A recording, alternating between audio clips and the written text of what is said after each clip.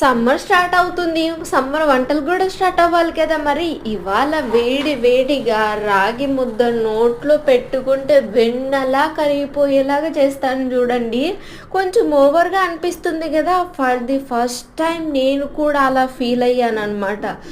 తింటుంటే ఎంత వెన్నెల స్మూత్‌గుంది తెలుసా అసలు. ఎవరైనా అలా ఇంట్రడక్షన్ చెప్తుంటే అబ్బా! భలే ఓవర్‌లో అనుకునేదాన్ని గానీ, ఈ రెసిపీ తిన్న తర్వాత అరె! నిజమేరా నాకే చేయడం రాలేదనిపించింది. రెసిపీ చెప్తాను చూడండి. మీరు రైస్ చూసారు కదా! ఒక కప్పు కంటే కొంచెమే తీసుకున్నాననమాట. ఆ కప్పు బియ్యంని బాగా వాష్ చేసి ఆ కప్పుతోటి 5 కప్స్ పోసాను. కొంచెం సాల్ట్ ఏసి రైస్ కుక్కర్‌లో పెట్టుకున్నానండి. ఇలా రైస్ మొత్తం బాగా ఉడికిపోయింది. ఇంకా నీళ్లు మిగిలిన్నాయి చూడ కొంచెం కొంచెం పైకొస్తూ ఉంటాయి వాటరు.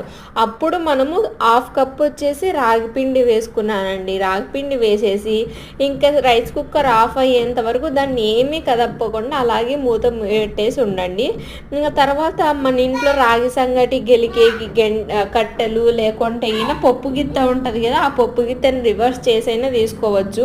నాది చాలా మెత్తగా అయిపోయింది కాబట్టి మనం గెంటతో అన్నా కూడా వస్తదనమాట. కొంచెం నెయ్యి, శనక్కాయల చట్నీ ఏసుకొని తింటుంటే ఉంది చూడండి.